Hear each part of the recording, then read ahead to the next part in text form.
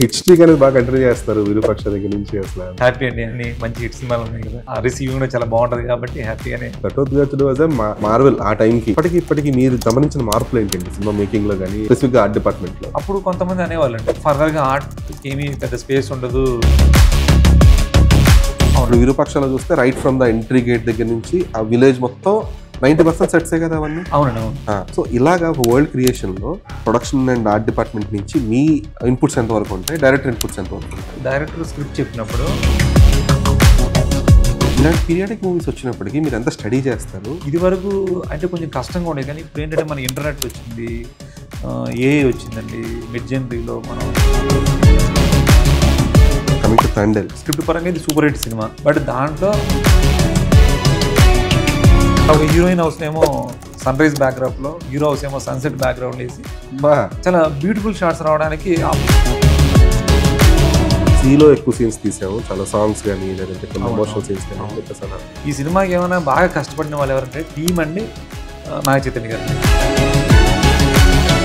రావాల్సిన పేరు కానీ లేదంటే మీకు రావాల్సిన స్థాయి గౌరవం కానీ రావట్లేదు అని ఎప్పుడైనా అనిపించిందా మీకు? అలాగే కొంతమంది అంటారు అన్నమాట, నీ ఈ మూవీలో చాలా వర్క్ ఉంది, నీకు ఈ సినిమాకి అవార్డు వస్తుంది. నమస్తే నాగేంద్ర గారు. వస్తుంది సార్. ధీరజ్ అండి ఫ్రమ్ ఫిల్మీ ఫోకస్. సో ఏంటి సార్ చాలా రోజుల తర్వాత కెమెరా ముందుకు వచ్చారు, ఎలా ఉంది అసలు? హ్యాపీ అండి, అన్ని మంచి హిట్ సినిమాలు ఉన్నాయి కదా, ఓకే. కాబట్టి ఆ రిసీవింగ్ కూడా చాలా బాగుంటుంది కాబట్టి హ్యాపీగానే. సో హిట్ స్ట్రీక్ అనేది బాగా కంటిన్యూ చేస్తారు విరూపాక్ష దగ్గర నుంచి అసలు. అంటే మంచి మంచి స్క్రిప్ట్లు వస్తున్నాయి కాబట్టి మంచి మూవీస్ అండి, ఆటోమేటిక్గా అది మనకు కూడా వర్కౌట్ అవుతుంది. అయితే సార్ అసలు మీ జర్నీ ఎలా స్టార్ట్ అయింది? ఎక్కడి నుంచి, అంటే ఎవరి దగ్గర వర్క్ చేశారు ఫస్ట్ ఇనిషియల్గా, ఏంటి అసలు?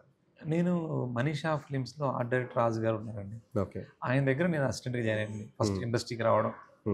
నేను ఆర్ట్ మీద ఒక ఇంట్రెస్ట్ ఉండడం వల్ల, మెయిన్ మూవీ అంటే ప్యాషను, మూవీ అనేది క్రేజ్ అనమాట చిన్నప్పటి నుంచి. బట్ నేను డ్రాయింగ్స్ అయ్యి చేస్తూ ఉండేవాడిని. బ్రదర్ త్రూ ఇక్కడ హైదరాబాద్ వచ్చాను. హైదరాబాద్ వచ్చినప్పుడు సో మనీ షాట్స్లో చేసినప్పుడు ఏ మూవీస్లో వర్క్ చేశారండి? ఘటోత్కచుడు, తర్వాత వినోదం. ఆ టైంలో నా ఫస్ట్ ఎంట్రీ అనమాట అండి. అంటే ఇండస్ట్రీ గురించి ఏం తెలీదు. అప్పుడు ఆర్ట్ డైరెక్టర్ రాజు గారి దగ్గర అసిస్టెంట్గా జాయిన్ అయ్యాను. అక్కడ నుంచి చాలా మూవీస్ అండి అసిస్టెంట్గా చేసుకుంటూ వచ్చిన తర్వాత నేనేమి ఎప్పుడు ఆర్ట్ డైరెక్టర్ అవ్వాలనుకోలేదు. ఒక ప్రొడక్షన్ మేనేజరు, నాగేశ్వరరావు అనే ఒక ప్రొడక్షన్ మేనేజరు ఒక మూవీకి ఒక కొత్త ఆర్ట్ డైరెక్టర్ పెడతాను అంటే నా వర్క్ అంతకుముందు చూసి, నా హార్డ్ వర్క్ చూసి అతను ఉదయ్ కిరణ్ అండి కలుసుకోవాలనే మూవీకి తను రెఫర్ చేశారన్నమాట. కలుసుకోవాలని నేను ఆర్ట్ డైరెక్టర్గా చేయాలని లేదు, ఇలా ఒక మూవీ ఉంది నువ్వు చెయ్యి అంటే, నేను నాకు ఆర్ట్ డైరెక్టర్గా చేయాలని లేదు నువ్వు అంత పెద్ద టెన్షనే లేదు, నేను ఉంటాను నీకు, నువ్వు చెయ్యి అని ఆయన సజెస్ట్ చేశారండి. ఓకే. దాని ప్రొడ్యూసర్స్ వచ్చి ఇప్పుడు రాజు గారు, ప్రవీణ్ గిరి అని. రాజు గారు ఏమో ఇప్పుడు మన మహేష్ బాబు దగ్గర మేనేజర్గా ఉంటుంది, ప్రవీణ్ గారు ఏమో రామ్ చరణ్ గారి దగ్గర మేనేజర్గా ఉంటారు. ఓకే. తర్వాత గిరి గారు అని ఆయన మైత్రిలో ఉంటారండి. ఓకే. ఇలా వీళ్ళు ముగ్గురు ప్రొడ్యూసర్స్ అన్నప్పుడు వాళ్ళు ముగ్గురు కలిపి ఒక ప్రొడక్షన్ హౌస్ పెట్టి దాన్ని ఫస్ట్ ఆర్ట్ డైరెక్టర్ అండి. దాంట్లో ఒక సాంగ్ కూడా ఉంటుంది, ఉదయించిన సూర్యుడు అని. అది నా ఫస్ట్ సెట్. దాన్ని దేవిశ్రీ ప్రసాద్ గారు మ్యూజిక్ అండి. సాంగ్. అప్పుడు దేవిశ్రీ ప్రసాద్ గారు కూడా పెద్ద పాపులర్ కాదనమాట. సెట్ వేస్తుంటే కూడా ఆయన సెట్ చూడడానికి వచ్చారు. అంటే నేను చేసిన సాంగ్కి ఎలా సెట్ వేస్తున్నారని వెతుక్కుంటూ అన్నపూర్ణ షోకి వచ్చి ఇక్కడ పర్టికులర్ మూవీ సెట్ వేస్తున్నారు ఎక్కడ అని వచ్చి నన్ను అడిగారండి. మీరు ఎవరన్నట్టు నేను ఇలా మ్యూజిక్ డైరెక్టర్ని అన్నారనమాట. మళ్ళీ ఇప్పుడు దేవిశ్రీ ప్రసాద్ గారితో వర్క్ చేస్తున్నాం అనేది లాంగ్ జర్నీ అనమాట. అవునవును, వెరీ లాంగ్. అయితే మీరు ఘటోత్కచుడు అని చెప్పిన తర్వాత నాకు గుర్తొచ్చింది ఏంటంటే ఘటోత్కచుడు వాజ్ మార్వెల్ ఆ టైంకి. అవును. ఎందుకంటే రైట్ ఫ్రమ్ గ్రాఫిక్స్ అయి ఉండొచ్చు, అప్పటికి ఇంత విఎఫ్ఎక్స్ సిజే అనేది అంత అందుబాటులో లేనప్పుడే మ్యాజిక్ చేశారు. సో అప్పటికి ఇప్పటికి మీరు గమనించిన మార్పులు ఏంటండి సినిమా మేకింగ్లో కానీ స్పెసిఫిక్గా ఆర్ట్ డిపార్ట్మెంట్లో? అంటే అప్పుడు మనకి ఏమీ తెలియదండి, ఏది జరుగుతుందో అదే కరెక్ట్ అనుకునేవాళ్ళం. కాకపోతే ఎస్వి కృష్ణారెడ్డి గారి దగ్గర ఒక పాజిటివ్ వైబ్ ఉండేదండి, చాలా సక్సెస్ ఉండేటి. నేను ఇండస్ట్రీకి వచ్చిన వెంటనే నా చుట్టూ ఒక సక్సెస్ వైబ్ కనిపిస్తుండేది అనమాట. అంటే ఏ మూవీ చేసినా సూపర్ హిట్ అనమాట. కృష్ణారెడ్డి గారి సినిమా స్టార్ట్ చేసిన దగ్గర నుంచి అది హిట్ సినిమా అలా ఉండేది అనమాట. ఫాస్ట్గా 30 డేస్లో మూవీ అయిపోయేది, 3-4 మంత్స్లోనే సినిమా రిలీజ్ అయిపోయేది, రిజల్ట్ వచ్చేది. ఆ సినిమా రిలీజ్ అవుతుండగానే ఇంకో సినిమా స్టార్ట్ చేసేవాళ్ళు. అట్లా ఒక తెలియకుండా జరిగిన జర్నీ అండి అది. తర్వాత రాను మీకు ఆ టైంలో ఆర్ట్ డైరెక్షన్కి ఒక సీనియర్స్కి ఇంపార్టెన్స్ ఉండేది. కొన్ని సినిమాలకు ఇంపార్టెన్స్ ఉండేదండి. ఒక భాస్కర్ రాజు గారని, తోటతరణి అని పెద్ద పెద్ద థియేటర్లు చేసి కొన్ని సినిమాలు ఉండేవి. మిగతా సినిమాలంటే కూడా అంత ఇంపార్టెన్స్ ఇచ్చేవాళ్ళు కాదు. ఓకే. అలా చేసుకుంటూ వచ్చి కానీ ఇప్పుడు అది మనం గమనిస్తే ఏంటంటే దానికి చాలా అంటే అప్పుడు కొంతమంది అనేవాళ్ళండి. ఫర్దర్‌గా ఆర్ట్‌కి ఏమీ పెద్ద స్పేస్ ఉండదు. అన్నీ రియల్ లొకేషన్‌లో షూట్ చేస్తారు. మీకేమి జాబ్ ఉండదంటే మనం కరెక్ట్‌గా ఇండస్ట్రీకి దాంట్లోకి వచ్చిన తర్వాత ఇలా అంటున్నారేంటి అనేది ఒక చిన్న భయం ఉండేదండి. అది నాకు అందరూ చుట్టూ చెప్పేవాళ్ళ ద్వారా భయం ఉండేది. కానీ నాకు ఇంటర్నల్‌గా ఒక సినిమా మీద ఒక ప్యాషన్ ఉంది కాబట్టి మనకప్పుడు ఫ్యూచర్ ప్లాన్స్ కూడా ఏం పెద్ద పెద్ద ప్లాన్స్ ఏమి లేవు. ఎప్పటికప్పుడు వర్క్ చేసుకుంటూ వెళ్ళేవాళ్ళం కదా! అంత అనిపించేది కాదు. కాకపోతే ఎక్కడో ఒక స్ట్రాంగ్ మనకేం ప్రాబ్లమ్ అవ్వదు. అంటే నాకు ప్రాబ్లమ్ అవ్వదు అనుకునేవాడిని. నేను అంటే సినిమా మీద ఇంట్రెస్ట్ ఉన్న వాళ్ళు ఎవరికీ కూడా ఏమీ అంత ప్రాబ్లమ్ ఉండదని ఆలోచిస్తామండి. ఆ యాంగిల్‌లోనే చేసుకుంటూ వచ్చామండి. ప్రతి ఒక్కరు దగ్గర ఒక లెర్నింగ్ స్టేజ్ అనమాట. అది డీఓపీ కావచ్చు, డైరెక్టర్ కావచ్చు, ఆర్ట్ డైరెక్టర్ కావచ్చు. లేదంటే మనకన్నా కింద ఉన్న వాళ్ళు కూడా ఒక్కొక్కసారి కార్పెంటర్‌లో కూడా వాళ్ళు ఒక పెద్ద మూవీ చేసి మన దగ్గరికి వచ్చినప్పుడు మనం తప్పు చేస్తుంటే వాళ్ళు అది ఇలా చేయొచ్చు అంటే కూడా అక్కడి నుంచి నేర్చుకోవడం అండి. ఇట్లా ప్రతి ఒక్క పర్సన్ దగ్గర తెలియకుండా ఒక లెర్నింగ్ చేసుకుంటూ వచ్చామండి. వచ్చిన తర్వాత ఒక దశకు వచ్చిన తర్వాత ఇంతవరకు మనం ఏది ఫేక్ అనేది, ఏది రియల్ వర్క్ అనేది ఒక దశలో నాకు అర్థమైంది. అప్పటి వరకు తెలియకుండా చేసిన వర్క్‌లు చాలా ఉంటాయి కదండీ. ఇది ఇలా చేయకూడదు, ఇలా చేయాలి. తర్వాత సినిమా చూసి కొంత నాలెడ్జి, మిగతా కొన్ని హాలీవుడ్ మూవీస్ అంత క్వాలిటీ ఎందుకు ఉంటది, మనది ఎందుకు క్వాలిటీ తక్కువ ఉంటది అనే దాని మీద కొంత స్టడీ చేయడం. వాళ్ళ మేకింగ్ ఏదైతే ఉంటదో అది చూడడం. ఇలా చేస్తే ఇలా వస్తది. అవన్నీ ఒక మెచ్యూరిటీ లెవెల్ వచ్చిన తర్వాత దాని మీద ఎక్కువ ఫోకస్ పెట్టిన తర్వాత ప్రాపర్ వర్క్ ఏంటో తెలిసిందండి. నాకంటూ ప్రాపర్ వర్క్ తెలిసిన తర్వాత అప్పుడు అంతకుముందు మంచి మంచి డైరెక్టర్స్‌తో మూవీస్ చేశానండి. 'ఆ నలుగురు', చంద్రసిద్ధార్థ గారితో 'ఆ నలుగురు' చేశాను. సముద్ర గారితో చాలా మూవీస్ చేశానండి. చాలా మంచి మంచి మూవీస్ చేశాను. తర్వాత రాను రాను టెక్నికల్‌గా ఈ క్రాఫ్ట్‌కి బాగా స్పేస్ పెరిగి ప్రీవియస్ ఎవరైతే దీనికి మనుగడే ఉండదనుకున్నది కాస్త అది ఎక్కువైపోయిందండి ఇప్పుడు. అవును. ఇప్పుడు one of the crucial department అయిపోయింది ఆర్ట్ డిపార్ట్‌మెంట్ అనేటప్పటికి. మీకు ప్రొడక్షన్, ఆర్ట్ డైరెక్షన్ లేకపోతే ఫోటోగ్రఫీ కూడా బెస్ట్‌గా రాదండి. అవును. కానీ డీఓపీస్ కూడా ఒక బెస్ట్ ప్రొడక్షన్ డిజైనర్ కావాలని కోరుకుంటున్నారు. డైరెక్టర్ కూడా ఒక బెస్ట్ ప్రొడక్షన్ డిజైనర్ ఉంటేనే తను చెప్పే కథని బాగా అది ఒక క్వాలిటీ మూవీగా వస్తదనేది వాళ్ళు కూడా బిలీవ్ చేస్తున్నారు. కాబట్టి ఎక్కువ ఇంపార్టెన్స్ ఇస్తాడు. ఒక మంచి ప్రొడక్షన్ డిజైనర్ కావాలి. వాళ్ళని పెట్టుకుంటే వాళ్ళు ప్రీవియస్ ఏం చేశారు ఇవన్నీ చూసి పెట్టుకుంటారనమాట. అప్పుడు మనకి ఇంకా ఎక్కువ రెస్పాన్స్, డిమాండ్ అండి 2 ఉన్నాయి. ఓకే. అంటే ఈ ఆర్ట్ డిపార్ట్‌మెంట్‌కి వచ్చేటప్పటికి ఏంటంటే అండి, అంతకు ముందు వరకు ఆర్ట్ డిపార్ట్‌మెంట్ అంటే ఓన్లీ సెట్ వర్క్స్ చేస్తారు. అంటే అంటే ఒక కెమెరా బిహైండ్ కనబడేది మాత్రమే చూస్తారు. ఒక ఫ్రేమ్‌లో కనబడే వాటి విషయం వరకే వాళ్ళ బాధ్యత ఉంటుంది అన్నట్లు ఉండేది. బట్ ఇప్పుడు మీరు అన్నట్లు ఆర్ట్ అండ్ ప్రొడక్షన్ 2 కంబైన్ అయిపోయాయి. అవునండి. అది right from the scripting stage నుంచి కూడా production department and art department అనేవాళ్ళు అండ్ సినిమాటోగ్రఫీ డిపార్ట్మెంట్ అందరూ కలిసి వర్క్ చేసిన కుదిరితే సీజీఐ టీమ్ కూడా ఇనీషియల్‌గా. ఎందుకంటే ఇప్పుడు మనం కొన్ని మూవీస్ చూస్తుంటే ఇప్పుడు ఆర్ఆర్ఆర్ అయి ఉండొచ్చు, లేదంటే ఏదైనా మూవీస్ అయి ఉండొచ్చు. ఈ సీజీఐ వర్క్ రిలేటెడ్ టెక్నీషియన్స్ ఎవరు ఉన్నారో వాళ్ళు స్టోరీ డిస్కషన్స్ నుంచి ఫ్రేమింగ్స్ దగ్గర కూడా ఉండి వాళ్ళు జాగ్రత్త తీసుకుంటారు. లేదు సార్ ఈ ఫ్రేమ్‌లో ఇది వస్తది అని చెప్పేసి. సో ఇలా ఒక ఎవల్యూషన్ వల్ల అంటే స్టార్టింగ్‌లో ఒక సీన్ చెప్పేసి పేపర్స్ పంపించేసి నాకు సెట్‌లో ఇవి కావాలి అంటే ఇప్పుడు అప్పట్లో అంటే నాకు బాగా గుర్తు ఏంటంటే కొన్ని మూవీస్‌లో హీరోయిన్ ఎంట్రీ అనంగానే చుట్టూ pink bed, pink teddy bear, pinkish ఏది కొంచెం రిచ్ హౌసెస్‌లో అయితే. లేదు కొంచెం డల్, కొంచెం బాగా ఏమంటారు కొంచెం దిగువ మధ్య తరగతి కుటుంబాలు హీరోయిన్స్‌ని చూపించేటప్పటికి ఒక ఫ్రిడ్జ్, ఇంట్లో చిన్న బెడ్ ఏదో మొత్తంగా అంటే చాలా స్టాండర్డ్ లైట్ పింక్ కొంచెం హీరోలకు వచ్చేటప్పుడు కొంచెం బ్రైట్. ఇది చాలా స్టాండర్డ్‌గా ఫాలో అయిపోయింది. కొన్ని ఏళ్ల తరబడి అదే ఫాలో అయ్యారు. కానీ ఇప్పుడు వచ్చేటప్పటికి క్యారెక్టర్ ఎలివేషన్స్ అంటే నాకు పెళ్లి చూపులు మూవీలో తరుణ్ భాస్కర్ చెప్తారు. హీరోయిన్ మొత్తం త్రూ అవుట్ ద మూవీ అంతా కూడా ఎల్లో అండ్ ఎల్లోయిష్ గానే ఉంటుంది. ఎల్లోయిష్ హీరో వచ్చేటప్పటికి మూవీ అంతా కూడా బ్లూ ప్యాలెట్ చేస్తారని చెప్పేసి. సో ఇంత క్రూషియల్ అయిన తర్వాత ఒక ప్రొడక్షన్ అండ్ ఆర్ట్ డిపార్ట్మెంట్ అనేటప్పటికి సో ఈ ఎవల్యూషన్ మీరు ఎలాగా తీసుకుంటారు, మీరు ఎలా చూస్తారు? అది చాలా మంచిదండి. ఎందుకంటే మనకు ఎప్పుడైతే మనం ఒక్కరమే థింక్ చేస్తే అవ్వదు కదండి. డైరెక్టరు, డిఓపి మిగతా టీం కూడా మనల్ని వెల్కమ్ చేసినప్పుడే మన ఐడియా వర్కౌట్ అవుద్ది. ఇదివరకు అది ఉండేది కాదండి. మీకు అలాగే చెప్పేవాళ్ళు, నాకు ఇది కావాలి, ఇది కావాలి అంతే పరిధి ఇచ్చేవాళ్ళు. స్క్రిప్ట్ కూడా ఎక్కువ చెప్పేవాళ్ళు కాదు. స్క్రిప్ట్ కూడా అంటే ఏదైనా మనం డిస్కస్ చేస్తే కూడా అది నెగిటివ్‌గా తీసుకున్నారు. అంటే అందరూ డైరెక్టర్‌లా థింక్ చేస్తున్నారు. మీ పని మీరు చేయండి, ఇది చేయండి మీకు ఎందుకు అని. ఇప్పుడు ఎలా ఉన్నారంటే ఇప్పుడు వచ్చిన డైరెక్టర్స్ ఏమవుతారంటే ఈవెన్ మా అసిస్టెంట్ కూడా కథ చెప్తున్నారండి, వాళ్ళ ఐడియాస్ కూడా తీసుకున్నారు. అంటే ఇక్కడ అల్టిమేట్గా ఏంటంటే ఆడియన్స్కి ఒక మంచి గొప్ప ఎక్స్పీరియన్స్ ఉన్న సినిమా ఇవ్వాలండి. ఇవ్వాలన్నప్పుడు ఏమవుతుందంటే అందరి ఐడియా హెల్ప్ అవుద్ది. ఒకరే చెప్పాలి మిగతా వాళ్ళందరూ వినాలన్నది రాంగ్ వే అండి. అది ఇప్పుడు ఈవెన్ పాత సినిమాలో ఈవెన్ విశ్వనాథ్ గారు లాంటి డైరెక్టర్లు కూడా నేను కొన్ని చూశానండి. వాళ్ళు స్వాతి ముత్యం సినిమాలో కమల్ హాసన్ గారు డ్యాన్స్ చేయాలంటే ఒక కొరియోగ్రాఫర్ని పెట్టారు, కానీ ఆయన యూనిట్లో ఉన్న అందరినీ డ్యాన్స్ చేయమని చెప్పారంటండి. మెయిన్ ఎక్కువ డ్యాన్స్ ఎవరికి రాదో ఆ కొరియోగ్రాఫర్ని క్యాచ్ చేశారంట. అంటే మీకు అక్కడ కొరియోగ్రాఫర్ ఎవరండి, ఒక ప్రొడక్షన్ బాయ్ లాంటి వాళ్ళు కొంచెం తేడాగా నాన్ సింక్లో డ్యాన్స్ చేయడం అనేది వాళ్ళు క్యాప్చర్ చేశారు. అంటే అదే ఈ రోజుకి మనం గుర్తుపెట్టుకున్నామంటే అంత ఎవరి నుంచి వచ్చిందండి, పెద్ద కొరియోగ్రాఫర్ నుంచి రాలేదు, ఒక ప్రొడక్షన్ బాయ్ నుంచి వచ్చింది అది ఆ డ్యాన్స్ కొరియోగ్రఫీ. అలాగే అంటే ప్రతి మూవీ ఎక్కువ లాంగ్ రన్ ఉండాలంటే ఎవరి దగ్గర నుంచైనా ఐడియా రావచ్చండి. అది ఎవరైనా వచ్చు, వాళ్ళు చిన్న పెద్ద ఎడ్యుకేటెడ్ నాన్ ఎడ్యుకేటెడ్ అనేది ఉండదండి. అది ఉంటే బాగుంటుందని నా ఒపీనియన్ అండి. అది ఇప్పుడు ఉందండి, ఆ స్పేస్ డైరెక్టర్లు తీసుకుంటున్నారు.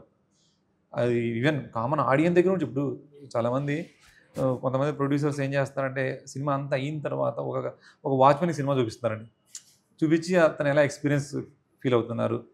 ఇది వరకు కూడా ఉండేదండి, పాతకాలంలో కూడా ఉండేది. ఆ మధ్యలోనే కొంచెం మిస్ అయిందని నేను అనుకుంటున్నా. అవును, ఇప్పుడు మళ్ళీ అది వచ్చింది. ఇప్పుడు ప్రొడక్షన్ డిజైన్కి వచ్చేటప్పటికి అంటే ఆర్ట్ డిపార్ట్మెంట్ వర్క్ వచ్చేటప్పటికి అంటే అంతకుముందు ఎలా ఉండేది అన్నది కొంచెం చిన్న పక్కన పెట్టేస్తే ఇప్పుడు ప్రెసెంట్ ప్రతి సినిమా ఒక ప్రపంచం క్రియేట్ చేస్తున్నారు. అవునండి. ఇప్పుడు మీరు వర్క్ చేసిన విరూపాక్ష కానీ లేదంటే ప్రీవియస్ ఫిల్మ్స్ కానీ ఒక వరల్డ్ క్రియేట్ చేస్తున్నారు దానికి. అంటే అదొక ఇమాజినరీ వరల్డ్ అయినా సరే దాన్ని ఒక రియలిస్టిక్గా చూపించడానికి వరకు ఇప్పుడు విరూపాక్షలో చూస్తే right from the entry gate దగ్గర నుంచి ఆ విలేజ్ మొత్తం 90% సెట్సే కదా అవన్నీ. అవునండి. సో ఇలాగా ఒక వరల్డ్ క్రియేషన్లో ఒక ప్రొడక్షన్ అండ్ ఆర్ట్ డిపార్ట్మెంట్ నుంచి మీ ఇన్పుట్స్ ఎంతవరకు ఉంటాయి, డైరెక్టర్ ఇన్పుట్స్ ఎంతవరకు ఉంటాయి? అదే అండి, మీకు ఎలా ఉంటుందంటే అండి, ఇప్పుడు డైరెక్టర్ స్క్రిప్ట్ చెప్పినప్పుడు ఆ స్క్రిప్ట్ మనల్ని బాగా ఇంప్రెస్ చేయాలండి. అంటే నాకు నచ్చాలి.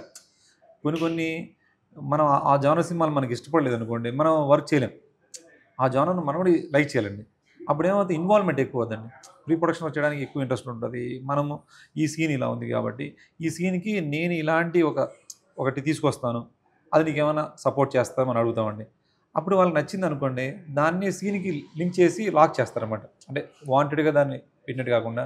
ఈవెన్ మీకు ఇప్పుడు విరూపాక్ష సినిమాలో మేము ఏం చేసామండి, ఆ హీరోయిన్ హౌస్లో ఇంటి మధ్యలో ఒక బావి వేసాం. అది స్క్రిప్ట్లోంచి వచ్చిన ఐడియా అండి. అంటే ఏంటంటే ఆడియన్కి మనం ఇండైరెక్ట్గా చెప్తున్నాం ప్రమాదం ఎక్కడో లేదు, హీరోయిన్ ఇంట్లోనే ఉందని. మళ్ళీ ఆ అమ్మాయి ఇంటర్వ్యూలో బావిలో పడద్దండి. ఆ లింక్ చేసామండి. బావి ఎప్పుడు కూడా బయట ఉంటుందండి, బట్ ఇంటి మధ్యలో పెట్టాం. అంటే డిజైన్లో కూడా ఒక రెగ్యులర్ హౌస్లో ఉండకూడదు, ఇది లేదో ఒక ఎలిమెంట్ రావాలి. ఏం రావాలి, కథలో మనం అమ్మాయి ఇంటర్వ్యూలో బావిలో దూకుతుంది కాబట్టి బావి అనేది ఒక నెగిటివ్ కాబట్టి ఎనీ టైం డేంజర్, అది ఎవరైనా పడిపోతే అది చచ్చిపోతారు అన్నమాట అండి. ఆ సినిమాలో అలాంటి డెత్లు ఉన్నాయి. ఆ డెత్ని రిప్రజెంట్ చేసేలాగా ఒక బావిని పెడదాం, అది ఆడియన్స్ తెలియకూడదు మళ్ళీ అనేది ఒక స్క్రిప్ట్లో వర్క్ అనమాట అండి. ఇది ఎవరికి ఆడియన్కి తెలియదు అనమాట ఆ బావి ఎందుకు ఉంది అనేది. బట్ అలాగే మీకు అందులో ఇంకో సీన్ ఉంటుందండి, అఘోరాను హీరో నడుచుకుంటూ కేవ్లోకి ఎంటర్ అవుతారు. అది కేవ్ జనరల్గా కేవ్లో షూటింగ్ ఉంది అనుకుంటున్నాం మనం, ఒక కేవ్లో అక్కడ ఒకడు ఇచ్చేస్తుంటాడని చెప్పుకుంటాం. అలా డిస్కస్ చేస్తుండగా డైరెక్టర్ నాకు చెప్పింది ఏంటంటే, డైరెక్టర్ మనల్ని ఎక్స్ప్లెయిన్ చేసే ప్రాసెస్ ఒకటి ఉంటుందండి. అంటే కథ చెప్పిన తర్వాత ఈ లొకేషన్ ఇలా కావాలనే దాంట్లో సీన్ ఎక్స్ప్లెనేషన్కి లొకేషన్ యాంగిల్లో అతను ఎక్స్ప్లెయిన్ చేస్తారన్నమాట. అతను చెప్పడానికి చాలా బ్యాక్ స్టోరీ చెప్తాడు. అదేంటి, మన కథ రూట్స్ ఇక్కడే ఓపెన్ అవుతాయి, అప్పటి వరకు కథ వేరేలా వెళ్తుంటుంది, ఇక్కడ రూట్ ఓపెన్ అవుద్ది అనే దాంట్లో నుంచి నాకు ఏంటంటే దాంట్లో నుంచి ఒక ఐడియా వచ్చిందనమాట. మనం ఒక రూట్ చూపించాలి దీనికి. అంటే ఏంటి, పైన ఒక పెద్ద ట్రీ పెట్టి ఆ ట్రీ రూట్స్ అన్నీ కిందకి ఫామ్ అయ్యి అలా ఒక స్నేక్స్ లాగా అలా ఒక దారి చూపిస్తుంటాయి అవి. అంటే ఆయన చెప్పిన దానిలోంచి ఒక ఐడియా ఫామ్ చేసాం అనమాట. అది ఒక పోస్టర్ అండి, అది ఒక డిజైన్ లాగా అనమాట, ఒక మాస్టర్ బ్లాక్ అనమాట. అది అక్కడ నుంచి ఒక అవుట్ సైడ్ నుంచి ఇన్సైడ్ వస్తున్నారు లోపలికి, అంటే ఒక రూట్ చూపిస్తున్నారు అనేది దాంట్లో నుంచి ఒక ఐడియా, స్క్రిప్ట్ ఐడియాలో నుంచి ఒక సెట్ డిజైన్ ఐడియా వచ్చింది. ఓకే, అలా వచ్చింది. ఎప్పుడు కూడా ఎలా ఉంటుందంటే మీకు స్టాండర్డ్గా లాంగ్ రన్ గుర్తుండిపోతాయండి. ఆడియన్కి మైండ్లో ఫీడ్ అవ్వాలంటే కథని బేస్ చేసుకునే చేయాలండి. ఏ చేసే ఆర్ట్ డైరెక్షన్ కానీ ప్రొడక్షన్ డిజైన్ కానీ చేసినప్పుడు ఏమంటే ఎక్కువ కాలం గుర్తుంటుందండి. చాలా సినిమాలు గుర్తుండవండి. అవి ఏంటంటే ఇన్స్టెంట్గా బ్యూటీ కోసం తీసుకొచ్చి పెట్టినవి మీకు సినిమా చూసిన హిట్ అయినా కూడా సినిమా చూసినప్పుడు బాగుంటాయి, తర్వాత మర్చిపోతాం. అయితే రీసెంట్గా ఒక ఇంటర్వ్యూలో రెంటాల చదివి గారని సీనియర్ ఫిల్మ్ జర్నలిస్ట్, అవునవును. ఆయన ఒక ఇంటర్వ్యూలో చెప్పారన్నమాట, సినిమా అనేది ఒక కల్చరల్ డాక్యుమెంటేషన్ కూడా. అవును. అంటే ఇప్పుడు ఫర్ ఎగ్జాంపుల్ పీరియాడిక్ ఫిల్మ్స్ మనం ఏమైనా తీస్తే 94లో లేదంటే 84లో లేదంటే 60లో 50లో జనాలు ఇలా ఉండేవారు అని చెప్పి చూపించడానికి అదొక ఒక పీరియాడిక్ రిప్రజెంటేషన్. అంటే ఒక సినిమా ఒక డాక్యుమెంట్లో చూపిస్తుంది, నీకు తెలుస్తుంది, నీకు చరిత్ర అనేది నీకు చూపిస్తుంది. అవును. సో ఇలాంటి పీరియాడిక్ మూవీస్ వచ్చినప్పటికీ మీరు ఎంత స్టడీ చేస్తారు, ఆ స్టడీ చేసిన దాన్ని ఆ సెట్స్లో తీసుకొచ్చేటప్పటికి మీకు ఎంత ఫ్రీడమ్ ఉంటుంది దానికి? అదండి, పీరియాడిక్ మూవీ అనేది ఏముంటుందంటే సగం స్క్రిప్ట్ త్రూ వచ్చేస్తుంది. స్క్రిప్ట్లోనే ఒక ఇమాజినేషన్ ఉంటుందండి. స్క్రిప్ట్లో ఇలా హీరో ఇలా ఉంటాడు, ఇలాంటి బ్యాక్గ్రౌండ్ అంటే వచ్చేస్తాయి. ఇది వరకు అంటే కొంచెం కష్టంగా ఉండేది, కానీ ఇప్పుడు ఏంటంటే మనకి ఇంటర్నెట్ వచ్చింది, ఏఐ వచ్చిందండి. మిడ్ జనరీలో మనం కొన్ని దొరికేస్తున్నాయి. చెప్పాలంటే చాలా ఈజీగా ఉంది ఇప్పుడు. మెటీరియల్ దొరకడం చాలా ఈజీగా ఉంది. దాన్ని స్క్రిప్ట్ కరెక్ట్గా ప్రాపర్గా ఫిట్ చేయడం అనేది ఇక్కడ క్రియేటివ్ జాబ్ అండి. అంటే ఇమాజినరీ వరల్డ్ అయితే మీరు చెప్పినంత వరకు ఫైన్ సార్. కాకపోతే చాలా స్పెసిఫిక్గా టైమ్ లైన్స్ ఫిక్స్ చేసినప్పుడు, ఇప్పుడు ఫర్ ఎగ్జాంపుల్ ఇరువర్ తీసుకోండి, అదండి. మణిరత్నం గారు ఇరువర్ తీసుకుంటే ఆయన చాలా స్పెసిఫిక్ టైమ్ లైన్స్ 1979 ఇలా అని చెప్తారు. అవునండి. లేదంటే ఇప్పుడు మన తెలుగులో ఎన్టీఆర్ కథానాయకుడు, ఎన్టీఆర్ మహానాయకుడు అవును. లాంటి మూవీస్ వచ్చినప్పుడు కూడా అంటే చాలా స్పెసిఫిక్ టైమ్ లైన్స్, అంటే అప్పటికి నిజంగా ఉన్నోళ్ళు కూడా ఇప్పుడు చూసే అవకాశాలు ఉంటాయి. సో అక్కడ మిస్టేక్స్ దొరకకూడదు. ఎందుకంటే ఎవరు ఏ ఒక్కళ్ళారే అది అప్పటికి లేదు, ఆ టైం కలర్ టీవీ లేదు, ఆ టైంకి లేదు, ఈ షూ మోడల్ అప్పటికి లాంచ్ అవ్వలేదు, జీపులు ఇప్పుడు లేవు అని చెప్పేసి చాలా ఈజీగా గుర్తుపెట్టేస్తున్నారు. అవునవును. సో దానికి మీరు తీసుకునే కేర్ ఏంటి? అదండి, మనం వన్స్ చేసే ముందు 1-2 సార్లు చెక్ చేసుకోవాలి. అంటే మనకి ఇంటర్నెట్ చాలా ఈజీ ఉందండి ఇప్పుడు. ఈ టైంలో ఏముంది, అసలు రేడియో ఎప్పుడు వచ్చింది, టీవీ ఎప్పుడు వచ్చిందని ఇప్పుడు ఈజీ దొరికేస్తుంది. ఇది వరకు వాళ్ళు దొరికేది కాదండి.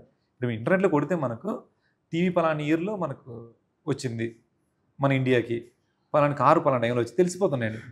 అదొకటి ఈజీ అవుతుందండి. దాన్ని తయారు చేయడము, అది న్యాచురల్గా చూపించడంలో టఫ్ అండి. ఇప్పుడు మెటీరియల్ ఈజీ దొరుకుతుంది, దాన్ని తయారు చేసే విధానము కథకి ఫిట్ చేయడం అండి. అంటే కథకు కూడా మీకు కొన్ని సినిమాలు ఈ మధ్య అంటే మనం చెప్పకూడదు, కానీ కొన్ని సినిమాలు పీరియాడిక్ సినిమాకి తెలుసు కావాలని వాంటెడ్గా పెద్ద పెద్ద కాలర్స్ పెట్టి షర్ట్లు వేయడము, అది ప్యాచ్లు డ్రెస్సులు వేయడము, పెద్ద కళ్ళజోడు పెట్టడము, అంటే పీరియాడిక్ అంటే అదే చేస్తారండి. మీరు అన్నట్టు ఆ టైంలో ఏం జరిగింది, ఇప్పుడు మేము విరూపాక్ష సినిమా చేస్తున్న టైంలో కూడా మేము ఆ టైంలో కాంగ్రెస్ గవర్నమెంట్ ఉందా, టీడీపీ గవర్నమెంట్ ఉందా, బీజేపీ రూల్ చేస్తుంది, అప్పుడు ఎవరు మినిస్టరు, ఎవరు ఎమ్మెల్యే, ఎక్కడో తెలియకుండా బ్యాక్గ్రౌండ్లో దానికి సంబంధించిన రేడియోలో వచ్చే న్యూస్లు ఏంటి, ఇవన్నీ కూడా అవన్నీ గోడల మీద రాసే. అప్పుడు ఎక్కువ గోడల మీద పొలిటీషియన్స్ అందరూ రాసేవాళ్ళు. ఇప్పుడైతే గోడల మీద రాయకూడదు, అంటించకూడదు వచ్చింది. కానీ అప్పుడు అది కూడా మళ్ళీ ఎలా ఉంటుంది అంటే ఇప్పుడంటే వెంటనే చేంజ్ అయిపోతుంది. అప్పుడు ఒక 10 years వరకు చేంజ్ ఉండేది కాదు. మళ్ళీ 10 years ముందు జరిగింది కూడా ఒక 10 years వరకు అలాగే ఉండేది. మేము ఒక విలేజ్కి వెళ్ళామండి. ఒక విలేజ్ వెళ్తే విరూపాక్ష టైంలో ఎప్పుడో బీజేపీ వాళ్ళు రాసిన రైటింగ్ కూడా ఇప్పటికీ ఉంది. అంటే తొందరగా మారవండి. అట్లా ఆ టైం లెన్స్ కూడా మనం చూడాలండి. అవన్నీ మీకు డైరెక్షన్ టీం ఉంటారు చూడండి, ఆ డైరెక్షన్ టీం కూడా చాలా ఇంపార్టెంట్ అండి. వాళ్ళు కథను ఎక్కువ ట్రావెల్ చేస్తుంటారు కాబట్టి వాళ్ళు కూడా ఎక్కువ వర్క్ చేస్తారు. వాళ్ళే మొత్తం కలెక్ట్ చేయడము. కొంతమంది డైరెక్టర్లు ఏంటంటే స్క్రిప్ట్ దశలోనే మొత్తం కలెక్ట్ చేస్తారండి. ఈ టైంలో ఇది ఉండాలి, ఇక్కడ మ్యాగజైన్ ఉండాలి, ఈ నోట్ ఉండాలి, ఈ బోర్డు ఉండాలి. అవన్నీ చెప్పాలంటే చాలా ఈజీ అండి ఇప్పుడు దొరకడం. దాని మీద మనం కాన్సన్ట్రేషన్ పెట్టి కరెక్ట్గా స్క్రిప్ట్ ఫిట్ చేయడమే స్మార్ట్ అనమాట.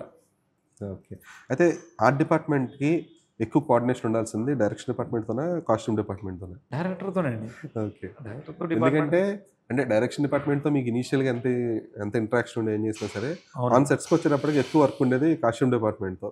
ఎందుకంటే మీరు ఎంత బాగా సెట్ చేసినా వాళ్ళు కాస్ట్యూమ్స్ విషయంలో ఏమాత్రం కొంచెం అటు ఇటు అయినా సరే రెండింటికి పొంతన లేక బ్రేక్ అయిపోతుంది. ముందు నుంచి స్టార్టింగ్ నుంచి మనం ఈ వర్క్ చేస్తున్నాము, మీరు ఈ వర్క్ చేయండి, లేదంటే మా వాళ్ళు ఇది కాదు మీరు చేయండి, ఇలా ఉంటుందండి. ఇప్పుడు ఏమైనా హనుమాన్లో సూట్ మొత్తం మనమే చేసేవాడు, అంటే కాస్ట్యూమ్ సూట్ చేసాం. అంటే అప్పుడు మన ఆ సినిమాకి బడ్జెట్ లేదు, అది సూట్ ఇవ్వాలంటే బాగా టైం ప్రాసెస్, బడ్జెట్ ఎక్కువ అండి. దాన్ని డైరెక్టర్ స్పేస్ ఇచ్చాడనమాట. డైరెక్టర్ ఏంటి నేను చెప్పాను చాలా కష్టం అండి, మనం ఒక సూపర్ హీరో సూపర్ మ్యాన్ లాగా చూపిస్తాలనుకుంటున్నాం, ఆ సూటు ఆ క్వాలిటీ ఉండాలంటే మనం చేయడం కరెక్ట్ కాదు, మనం ఏదైనా కంపెనీకి ఇద్దామంటే ఏం కాదు మీరు చేయగలరు అని ఆయన మనకు ఒక సపోర్ట్ చేశారనమాట. సరే ట్రై చేద్దాం అని చేసుకుంటూ ఇంకా దాన్ని డెవలప్ చేయడం కాదు. అంటే అక్కడ బడ్జెట్ లేకపోవడం వల్ల వర్కౌట్ అయిందండి. బడ్జెట్ ఉంటే కంపల్సరీ మేము కూడా వేరే కంపెనీకి ఇచ్చేవాళ్ళం. దానికి మంచి నేమ్ వచ్చిందండి, మంచిగా మనకు కూడా సూట్ తయారు చేయగలిగామనే ఒక కాన్ఫిడెన్స్ వచ్చింది మనకి. ఓకే. Done sir. అయితే కమింగ్ టు తండేల్ సినిమా, ఈ సినిమాలో సెట్ వర్క్స్ అనేవి ఆర్గానిక్ సెట్స్ వరకు ఎంతవరకు చేశారు, అండ్ మినియేచర్స్ ఎంతవరకు యూజ్ చేశారు? మినియేచర్స్ బోర్డ్స్ వేసామండి, అంటే Okay. యాక్షన్ సీక్వెన్స్ ఒకటి ఉంది, దానికి బోర్డ్స్ వేసాము, మిగతా అన్ని సెట్స్ అండి ఆల్మోస్ట్. జనరల్గా అంటే కథ ఇప్పుడు ఇదేంటంటే ఒక లవ్ స్టోరీ అండి, ప్రాపర్ ఒక ఈ మధ్యకాలంలో లవ్ స్టోరీ అనేది లేదు, super hit cinema love story లేదు, కాబట్టి జనానికి కూడా డిఫరెంట్ జానర్ సినిమాలు కావాలి, దాంట్లో ఒక లవ్ స్టోరీ అనేది మన సినిమా ప్రాపర్ లవ్ స్టోరీ కాబట్టి ఇది బాగా వర్కౌట్ అవుద్ది. దీన్ని స్క్రిప్ట్ పరంగా ఇది సూపర్ హిట్ సినిమా, బట్ దాంట్లో మన థియేటర్ ఎక్స్పీరియన్స్ చేయడానికి ఏం చేయాలి అన్నప్పుడు ఏమంటే జనరల్గా మేము శ్రీకాకుళంలో జరుగుతున్న కథ అనేది ఒక రియల్ స్టోరీని తీసుకొని డైరెక్టర్ గారు చేశారన్నమాట. దీన్ని స్క్రీన్ మీద బ్యూటీ చేయాలి, ఒక లవ్ స్టోరీ కావాల్సిన ఒక అంటే చాలా క్యారెక్టర్స్ పరంగా చాలా చిన్నవండి. అంటే ఒక ఫిషర్మ్యాన్ కానీ ఒక సాధారణమైన వ్యక్తి డైలీ ఇన్కమ్తో సర్వే అయ్యే క్యారెక్టర్స్ ఉన్న ఒక స్టోరీ, దీన్ని ఒక పెద్ద క్యాన్వాస్లో చూపించాలి. అంటే వాళ్ళ ప్రాబ్లమ్స్ పెద్ద క్యాన్వాస్ లాంటివి అన్నీ, అంటే ఒక పాకిస్తాన్లో స్ట్రక్ అయిపోవడము, ఒక ఇద్దరి మధ్య ఒక డిస్టెన్స్ ఉంటుంది చూడండి, అది చాలా కలవలేని డిస్టెన్స్ అనమాట.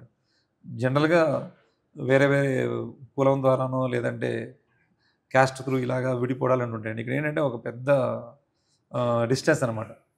పాకిస్తాన్లో స్ట్రక్ అయిన తర్వాత మీకు దానికి ఒక పెద్ద క్యాన్వాస్ కావాలండి. అంటే ఫోటోగ్రఫీ వైజ్ కానీ విజువల్స్ కానీ చాలా మనకు సీ అనేది ఒక పెద్ద ఇదనమాట, ఒక పెయింటింగ్ లాగా చూపించాలి. దానికోసం మేము ఏంటంటే అన్ని ప్లేస్లు తిరిగి ఒక కర్ణాటకలో ఉన్న ఒక కెన్నీ బీచ్ని సెలెక్ట్ చేసుకునండి. అప్పుడు ఇంట్రెస్టింగ్ ఒక ఐలాండ్ లాగా ఉంటుందండి, అక్కడ ఒక రామసేతు లాంటి ఒక స్ట్రక్చర్ ఉంటుంది. అంటే మన సెట్ వేస్తే కూడా నేచర్ మనకు సపోర్ట్ చేయాలండి, అప్పుడే మన సెట్ రియలిస్టిక్గా ఉంటుంది. ఒక ఎంటీ ప్లేస్ సెట్ వేస్తే అది బాగోదండి. మనకు మన స్క్రిప్ట్కి అంత సోర్స్ ఉందండి, సముద్రం అనేది ఒక పెద్ద ఎలిమెంట్, దానికి ఇంక్లూడ్ చేసుకుంటూ ఒక సైడ్ బ్యాక్ వాటర్ ఒక సైడ్ సీ ఉండే లాంటి ఒక ప్లేస్ అండి. జనరల్గా ఒక సైడ్ సీ ఉంటుంది, ఒక సైడ్ విలేజ్ ఉంటుందండి. మీ దీంట్లో ఏంటంటే ఒక వి షేప్ లాగా అండి, అంటే ఒక సైడ్ విలేజ్ అని 2 సైడ్ వాటర్ ఉంటుంది అనమాట, ఓకే, ట్రయాంగిల్ లాగా. దానివల్ల అంటే ఒక సైడ్ ఏమో సన్సెట్ దొరుకుద్ది, ఒక సైడ్ ఏమో సన్ రైజ్ సన్సెట్ రెండు ఉన్న ప్లేస్ అండి. అలా ఒక హీరోయిన్ హౌస్ ఏమో సన్ రైజ్ బ్యాక్గ్రౌండ్లో, హీరో హౌస్ ఏమో సన్సెట్ బ్యాక్గ్రౌండ్ వేసి చాలా బ్యూటిఫుల్ షాట్స్ రావడానికి ఆ ప్లేస్ మెయిన్ సపోర్ట్ చేస్తుంది. అక్కడ మనం రియలిస్టిక్గా సెట్ చేసాం. అయితే సార్ ఇలాగంటే చాలా రియలిస్టిక్గా తీయాల్సి వచ్చినప్పుడు కొన్ని సెట్ వర్క్స్ చేయడం వల్ల చిన్నపాటి అథెంటిసిటీ ఎంత వద్దు అనుకున్నా సరే ఎక్కడో ఒక్క చోట చిన్న అథెంటిసిటీ అనేది మిస్ అవుతూ ఉంటుంది. సో దాన్ని ఎలా బ్యాలెన్స్ చేస్తారు మీరు? అదే నా అథెంటిసిటీ మిస్ అవ్వకుండా ఉండడం కోసమే మనం సెట్ వేసి వదిలేయకుండా ఎవ్రీడే షూటింగ్ స్పాట్లో ఉండి ఎవ్రీ ఫ్రేమ్ని మనం ఆ ఫేక్ కనపడుకోకుండా చెక్ చేసుకునే దాంట్లో మనం దాన్ని ఓకే ఇదే వచ్చింది, దాన్ని అధిగమించవచ్చు అనమాట. ఓకే, అంటే లోకల్స్ ఏమైనా హెల్ప్ తీసుకుంటారా సార్? లోకల్స్ కూడా ఇప్పుడు మనకి అంటే కొన్ని ఉంటాయి కదండి, కొన్ని ఇప్పుడు ఏదో తడికి లేదు అల్లాలి, అది మన కార్పెంటర్ చేస్తే బాగోదు. ఆ లోకల్ తడికి వెళ్ళే వాళ్ళని తీసుకొచ్చి తడికి వెళ్ళించడము, పై కప్పు వేసి దాంట్లోనూ లోకల్స్ని వాడుకోవడము, వాటి వల్ల రియలిస్టిక్ వస్తుందండి. అన్ని మన వాళ్ళే కాకుండా కొంతమందిని దానివల్ల ఎందుకంటే వాళ్ళకి దాని గురించి బాగా క్లారిటీ ఉంటుంది, క్లారిటీ ఉంటుంది, ఆ చేతి వాట వేరు ఉంటుందండి, అవును, దాంట్లో ఒక రియల్ ఇది వస్తుంది అనమాట. Okay okay. అండ్ స్పెసిఫిక్గా ఈ తండేలకు వచ్చేటప్పటికి ఎక్కువ సీలో ఎక్కువ సీన్స్ తీసాము, చాలా సాంగ్స్ కానీ లేదంటే కొన్ని ఎమోషనల్ సీన్స్ కానీ అని చెప్పేసి అన్నారు. అంటే ఈ నీళ్ళలో తేలుతూ కూడా ఆ డిపార్ట్మెంట్, ప్రొడక్షన్ డిపార్ట్మెంట్ అంటే అది ఒక రకమైన టఫ్ టాస్క్ కదండి. ఎందుకంటే ఒక స్టాండర్డ్గా సెట్ వేసి కెమెరా అక్కడ ఒక ట్రాలీ మీద ఉంటే మీరు కోఆర్డినేట్ చేసుకునే వరకు ఫైన్. కాకపోతే ఇప్పుడు ఒక బోట్స్లో ఎంత మీరు 2-3 బోట్లు తీసుకెళ్ళి 4 బోట్లు తీసుకెళ్ళినా మూమెంట్ ఉంటా ఉంటుంది, మీరు అక్కడ ఆపినా సరే వెళ్ళిపోతూ ఉంటాయి అలల వల్ల. సో ఆ కోఆర్డినేషన్ ఎంత టఫ్ మీకు అసలు? అదే ఎలా ఉంటుందంటే ఇప్పుడు నేను కానీ డైరెక్టర్ గారు కానీ డిఓపి గారు కానీ ఎలా ఉంటుందంటే మనకి ఏదైనా ఐడియా రాగానే అది ఏమవుద్దో ఏంటి చూడకుండా ఫస్ట్ అక్కడ వెళ్ళి సెట్ చేసేద్దాము, అక్కడ నాకు కావాలి ఇది కావాలి అడుగుతామండి. మనం చెప్పడం చాలా ఈజీ అండి, కానీ దీనికి ప్రొడక్షన్ హౌస్ ఒకటి సపోర్ట్ చేయాలండి. తర్వాత టీం అండి, టీం చాలా టఫ్ ఉంటుందండి. ఈ సినిమాకి ఏమైనా బాగా కష్టపడిన వాళ్ళు ఎవరంటే టీం అండి, నాగ చైతన్య గారండి, వాళ్ళు ఎక్కువ కష్టపడ్డారండి. మేము కష్టపడింది ఏం లేదండి, అంటే మన ఐడియాసే అండి, ఓన్లీ జస్ట్ ఐడియాస్ వస్తుంటే ఇప్పుడు ఆ వాటర్లో అక్కడికి వెళ్ళి మనం ఇది కావాలంటామండి. అప్పుడు మన కార్పెంటర్లు అంతా వెళ్ళి అక్కడ దాన్ని వాటర్లో దిగి దాన్ని వర్క్ చేయాలండి. వాళ్ళు కూడా ఒక మోటివేషన్ కావాలి. వాళ్ళకి మోటివేషన్ కావాలంటే ప్రొడక్షన్ హౌస్ సపోర్ట్ చేయాలండి. ప్రొడక్షన్ హౌస్ వాళ్ళు అన్నీ వాళ్ళకి ఫెసిలిటీస్ ఇస్తే వాళ్ళకి ఒక ఎనర్జీ వస్తుంది. అది రిస్క్ అయినా కూడా వాళ్ళు రిస్క్ని అధిగమించి వర్క్ చేయడము, ఆన్ టైంలో వర్క్ చేయడము ఇవన్నీ ఉంటాయి. అలాగే మీరు నాగ చైతన్య గారు ఏంటంటే చాలా పేషెన్సీగా ఉండాలండి ఆయన. ఇప్పుడు ఈ మధ్య నేను చూసిన సినిమాలన్నీ కూడా ఇదివరకు అంటే యాక్టర్ కంఫర్ట్ సినిమాలు ఏంటండి. ఇప్పుడు ఈవెన్ 'హనుమాన్' గానీ, నేను ఈ సినిమా గానీ యాక్టర్ స్ట్రగుల్ ఎక్కువ చూశానండి. వాళ్ళు అలా వెయిటింగ్‌లో ఉంటారు. అంటే ఇదివరకు యాక్టర్ రాగానే షాట్ తీసేవాళ్ళండి. ఇప్పుడు ఎలా ఉందంటే టెక్నికల్‌గా ఎక్కువ ఇంపార్టెన్స్ ఇవ్వడం వల్ల యాక్టర్ నిల్చోబెట్టి వర్క్ చేస్తున్నారు. ప్రాపింగ్ చేయడం గానీ, లైటింగ్ చేయడము, వాళ్ళు అలా వెయిట్ చేయడము. మీకు ఈవెన్ 'హనుమాన్' సినిమాలో కూడా మన హీరోని చాలాసేపు హ్యాంగ్ చేసి పెట్టేవాళ్ళండి. హ్యాంగ్ చేసి పెట్టి మేము డిస్కస్ చేసుకునేవాళ్ళం కింద. ఓకే. వాళ్ళకు హెల్త్ పరంగా చాలా ప్రాబ్లమ్స్ వస్తాయండి. అవునా? రోప్ వర్క్స్ అవన్నీ మనం చూడడానికి చాలా ఈజీగా ఉంటాయి కానీ రోప్ మీద హ్యాంగ్ అవుతుందని చాలా ఈజీ అనుకుంటాం. దానివల్ల బాడీ పెయిన్స్ వస్తాయండి, బ్యాక్ పెయిన్స్ వస్తాయి, కొన్ని మజిల్స్ పట్టేయడము, ఉంటాయి సైడ్ చాలా ఎఫెక్ట్స్. స్ట్రగుల్స్ ఉంటాయండి. అది కాక ఇప్పుడు నాగ చైతన్య గారు లాంటి యాక్టర్ ఒక ఇందులో ఈ క్యారెక్టర్ చూస్తే ఏమవుతుందంటే చాలా ఇప్పుడు బోట్ కూడా చాలా మూమెంట్ ఉంటుందండి. బోట్ మూమెంట్ ఉంటుంది, వాటర్లో జంప్ చేయాలి, మీకు వాటర్లో కెమెరాలు ఉంటాయి, లైట్లు ఉంటాయి, డస్ట్ ఫామ్ అవుతుంటుందండి. ఇవన్నీ కూడా చాలా స్ట్రగుల్తో కూడుకున్న విషయం అండి. అట్లా ఈ సినిమా కష్టపడిందంటే సెకండ్ గ్రేడ్ టెక్నీషియన్స్ యాక్టర్లేనండి. యాక్టర్స్. ఓకే. దాంట్లో నాగ చైతన్య గారు మాత్రం చాలా హార్డ్ వర్క్ చేశారండి. అవునండి. భట్నివాస్ గారు అందరూ చెప్తున్నారు అసలు. అవునండి, అవును. అట్టా కొంచెం ఈయన కలర్ ఏమో మరీ తెలుపు కదా, ట్యాన్ అవడం కోసం కావాలని చెప్పి ఎండలో నిల్చునేవారంట. అదంటే వాటర్లో దిగానే మేకప్ అంతా పోయేదండి. అందుకని ఏంటంటే ఆయన ఒరిజినల్ ట్యాన్ అవ్వాలని మేము ఒక శాండ్ ఫైట్ చేసామండి. ఓకే. పక్కన సీ ఉంటుందండి, శాండ్ ఉంటుంది, మొత్తం శాండ్. కాబట్టి రెగ్యులర్గా అన్ని ప్లేస్లో ఉన్న టెంపరేచర్ కానీ చాలా ఎక్కువ ఉండేది ఇక్కడ. ఒక 2 మినిట్స్ కూడా మనం బయటికి వెళ్దామంటే కూడా తట్టుకోలేని పరిస్థితి అండి. అలాంటిది ఒక 10 o'clock అయ్యేసరికి అంత నీరసం వచ్చేది, ఎంత వాటర్ తాగినా కూడా. కానీ ఆయన గొడుగు లేకుండా అలాగే ఎండలో ఉండేవాడు అండి. ఎండలో కూర్చునేవాడు, ఎండలోనే నిల్చునేవాడు అనమాట. ఈవినింగ్ వరకు అదే ఎనర్జీ ఉండేది. అంత ఎనర్జీ ఉండాలంటే మీకు ఏమంటారు, ఇన్సైడ్ ఒక ప్యాషన్ ఉంటేనే. తర్వాత ఇప్పుడు మేము డిస్కస్ చేసుకుంటూ ఉండేవాళ్ళం అండి. వాళ్ళు వెయిట్ చేస్తూనే ఉండేవాళ్ళు. అంటే ఏంటి నన్ను పిలిచి మీరు డిస్కస్ చేసుకుంటున్నారు, నన్ను పిలిచిన తర్వాత సెటప్ చేంజ్ చేస్తున్నారు ఏంటి అంటే ఏమీ చెప్పేవాళ్ళు కాదనమాట. అది ఎవరికైనా కోపం వస్తుందండి. కోపం రావట్లేదంటే సినిమా మీద ప్యాషన్, వీళ్ళు సినిమా కోసం కష్టపడుతున్నారు, వాళ్ళని మనం డిస్టర్బ్ చేయకూడదు అనే అది ఇంటర్నల్గా ఉన్నప్పుడే అలా జరుగుద్దండి. కాబట్టి కష్టపడిందంటే వీళ్ళండి మెయిన్. ఓకే. అయితే ఇప్పుడు అంటే మీరు ఇందాక చెప్తున్నారు లైక్ ప్రొడక్షన్ డిపార్ట్మెంట్‌కి లేదంటే ఆర్ట్ డిపార్ట్మెంట్‌కి ఒక పేరు అనేది రావడం స్టార్ట్ అయింది కానీ, లేదంటే అప్పుడే తెలిసింది ఓ సెట్స్ వేస్తారా? ఇప్పుడు 'ఒక్కడులో' చార్మినార్ సెట్, అవునండి, 'అరుంధతి' సినిమాలో బిల్డింగ్ సెట్ కానీ, అవును, 'అర్జున్' సినిమాలో మీనాక్షి టెంపుల్ సెట్ కానీ, అవును. అప్పటి నుంచి జనాలకి తెలుస్తూ వచ్చింది. కరెక్ట్ అండి, అవును. అంటే అంతకుముందు తెలియదని కాదు, కాకపోతే అంత ముందు వరకు ఏంటంటే చాలా లిమిటెడ్ పీపుల్ తెలిసేది. అవును. బట్ ఎప్పుడైతే ఈ 'అర్జున్‌లో' చార్మినార్ సెట్లు, సారీ 'ఒక్కడులో' చార్మినార్ సెట్ అని చూసేటప్పటికి అవునండి. ఓహో! ఇదంతా సెట్ వేసారా ఇయన్నీ. సో మీకు ఒక అంటే లిటరల్లీ మీరు 'ఘటోత్కచుడు' టైం నుంచి 'ఒక్కడు' టైం వరకు ఆర్ట్ డిపార్ట్మెంట్ అనేది ఎవరు అనేది తెలియదు జనాలకి చాలా మంది. అంటే అదొక డిపార్ట్మెంట్ ఉంటదన్న విషయం కూడా తెలీదు. తెలియదు. సో అలాంటి టైంలో మీకు అంటే సినిమాకి వర్క్ చేస్తున్నారు, డబ్బులొస్తున్నాయి ఫైన్. కాకపోతే మీకు రావాల్సిన పేరు గాని, లేదంటే మీకు రావాల్సిన స్థాయి గౌరవం గాని రావట్లేదు అని ఎప్పుడైనా అనిపించిందా మీకు అలాగా? అంటే ఉండేదండి. ఇప్పుడు మీకు ఉదాహరణకి కొన్ని అవార్డ్స్ వస్తుంటాయండి. అవార్డ్స్ వస్తున్నప్పుడు కొంతమంది అంటారన్నమాట, నీ ఈ మూవీలో చాలా వర్క్ ఉంది, నీకు ఈ సినిమాకి అవార్డ్ వస్తది ఇలా అంటారండి. నాకెందుకు అండి అంటే నేను చాలా నా ఎక్స్‌పీరియన్స్‌లో నేను వింటున్న దాన్ని బట్టి చూస్తుంటే అవార్డ్ మీద ఎప్పుడు ఎక్సైట్‌మెంట్ కలగలేదండి. నా ఉద్దేశ్యం ఏంటి, అవార్డు మీద మనకు ఎక్సైట్‌మెంట్ కలగలేదంటే అదొక జెన్యూన్ అవార్డ్ కాదేమో నా ఫీలింగ్ అండి. ఎప్పుడు అవార్డు మీద మనకు రెస్పెక్ట్ వస్తదంటే, ఇప్పుడు మీకు హాలీవుడ్ సినిమాలు ఉన్నాయండి. హాలీవుడ్ సినిమాలో పర్టిక్యులర్ సినిమాకి ఇన్ని అవార్డ్స్ వచ్చాయని గానీ, ఆ అవార్డ్స్ వచ్చిన సినిమాలన్నిటిని మళ్ళీ ఓటీటీలో చాలామంది చూస్తారండి. ఎందుకు? అది జెన్యూన్ అవార్డ్స్ కాబట్టి. అదే మన తెలుగులో గానీ ఇక్కడ అవార్డ్స్ వచ్చిందంటే జస్ట్ మనం ఒక సోషల్ మీడియాలో పోస్ట్ చేసుకోవడానికే గానీ, ఆడియన్స్ దాన్ని యాక్సెప్ట్ చేయాలండి. ఓహ్! ఈ సినిమాకి ఇన్ని అవార్డ్స్ వచ్చాయి అని ఓటీటీలో అవార్డ్స్ వచ్చిన వెంటనే ఓటీటీలో రేటింగ్ పెరిగిందనుకోండి, అవార్డ్‌కి వాల్యూ ఉన్నట్టనమాట. అందుకని అవార్డ్ రాలేదని ఫీలింగ్ ఉండేది కాదండి. కాకపోతే అప్పుడప్పుడు కొంతమంది చెప్తారు చూడండి, సార్ మీ 'విరూపాక్షలో' మీరు మీ వర్క్ చాలా బాగుంటుందండి. అది చాలా అవార్డు కన్నా చాలా ఎక్కువ ఎనర్జీ ఇస్తుంటుందనమాట అండి. అలాగే నాకు ఒకసారి నేను 'కలుసుకోవాలని' మూవీ చేశానండి. 'కలుసుకోవాలని' మూవీలో సెట్ వేశాను. తర్వాత సుమంత్ గారితో ఒక సినిమా చేశానండి చాలా రోజుల తర్వాత. అప్పుడు ఆయన 'కలుసుకోవాలని' మూవీ సెట్ నాకు రిఫరెన్స్ చెప్పారండి. అలాంటి సెట్ నాకు కావాలండి. ఆ డేట్ ఎవరో తెలీదు ఆయనకి. అలాంటి సెట్టు మీరు చూడండి చాలా బాగుంటది, అది వేయండి అన్నారు. అది మనకు అవార్డ్‌ని మించిన ఒక అప్రిషియేషన్ అనమాట అండి. అది ఒక మీరు అడిగిన దానికి ఆ ఇది ఉంటుందండి. ఇప్పటికీ ఉందది. బట్ ఆ అవార్డ్‌కి ఒక రెస్పెక్ట్ వచ్చిన తర్వాత అవార్డ్ రావాలని నేను కోరుకుంటానండి. ఓకే. అలాగా అంటే మీకు మీ ఇన్నాళ్ళ కెరీర్‌లో అంటే 'ఘటోత్కచుడు' అంటే ఎప్పుడు సార్? ఏ ఇయర్ అది 'ఘటోత్కచుడు' అంటే? 96 అలా అండి. 96 అంటే ఆల్‌మోస్ట్ 30 95, 96 అనుకుంటున్నాను. 96 అంటే ఆల్‌మోస్ట్ 30 ఇయర్స్. 30 ఇయర్స్. సో, ఈ 30 ఇయర్స్ మీ ఇండస్ట్రీలో 30 ఇయర్స్ ఇండస్ట్రీ. సో, మీ 30 ఇయర్స్ ఇండస్ట్రీలో అంటే మీకొక జేబు సాటిస్ఫాక్షన్‌తో పాటుగా జాబ్ సాటిస్ఫాక్షన్ ఇచ్చిన వర్క్స్ అంటే ఏం చెప్తారు మూవీస్? అంటే నాకు ప్రతి సినిమా కూడా ఒక సాటిస్ఫాక్షన్‌గానే వర్క్ చేసుకుంటూనే వచ్చానండి. కాకపోతే ఆ సినిమా అయిపోయిన తర్వాత దాంట్లో రాంగ్ చేశాను, ఇంకా బెటర్ చేసుండొచ్చు అని ఎప్పటికీ అనిపిస్తూనే ఉంటది. అదే ఆబ్వియస్ అది. ఆ! ఆ! సాటిస్ఫై అంటే 'విరూపాక్ష' నాకు చాలా 'విరూపాక్ష' అండ్ 'హనుమాన్' 2 సినిమాలు నాకు బాగా సాటిస్ఫాక్షన్ సినిమాలు. బట్ దానికంటే ముందు కూడా చాలా సినిమాలు చేశారు సార్ మీరు.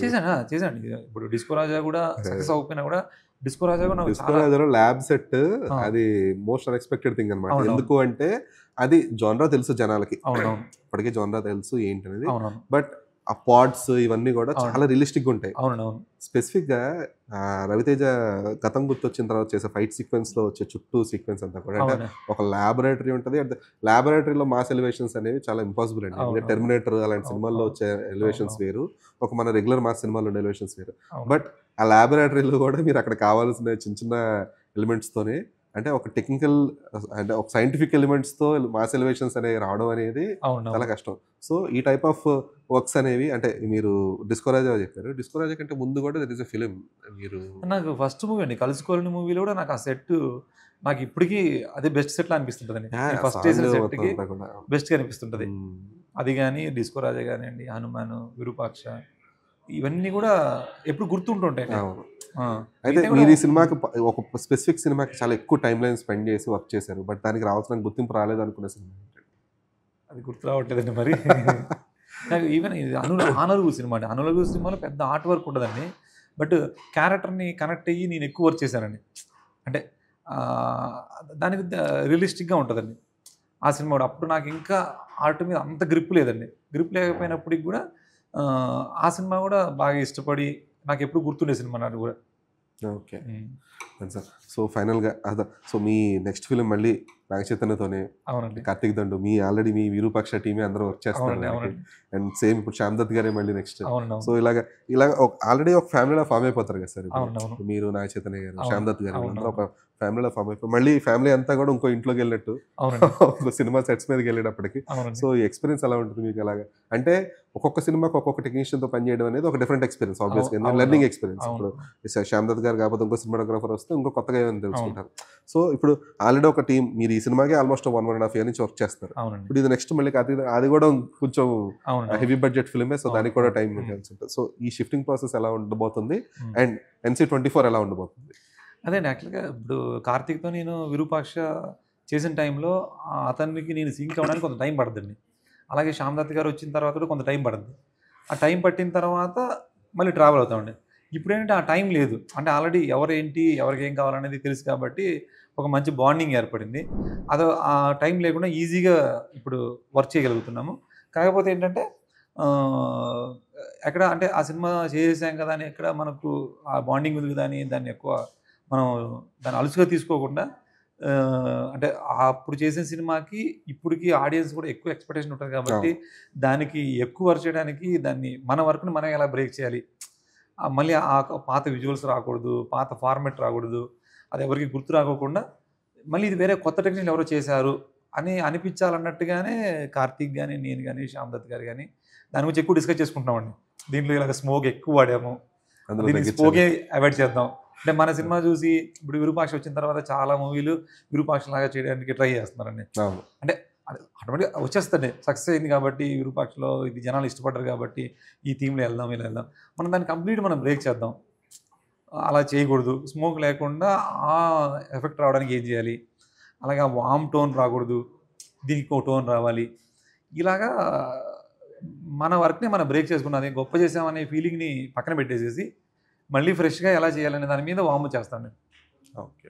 నెక్స్ట్ 'నాగ చైతన్య' గారి సినిమా గురించి చెప్పనా అది మీకు అదొక పెద్ద కొత్త వరల్డ్ అండి ఇప్పుడు. ఆహ్, అది నేను 'విరూపాక్ష' విన్నప్పుడు ఎలాగా ఫీల్ అయ్యానో, అది ఒక స్థాయి అనుకుంటే, ఇది ఇంకా ఒక పెద్ద స్కేలు. మీకు proper genuine pan India cinema అండి. ఓ ఓకే. మీకు అంటే అందరికీ అంటే అన్ని జానర్స్, అన్ని లాంగ్వేజ్‌లకి, ఈవెన్ హాలీవుడ్ సినిమాలు కొన్ని కొన్ని అందరికి ఎలా నచ్చుతాయో, ఈ సినిమా కూడా అలా హాలీవుడ్ సినిమాలాగా అనుకోవచ్చండి. అలాగా ఉండే స్కోప్ ఉన్న సినిమా అనమాట. దానికి మనం ఎంత చేసినా తక్కువే. ఓకే. ఓకే. కాబట్టి అది కూడా మంచి ఎక్స్‌పెక్టేషన్స్ ఉన్న సినిమా అండి. Okay. Sir thank you so much for your thank time you అండి. And thanks thank for you the sir. Thank you sir. Detailed explanation about all these things. Thank you sir.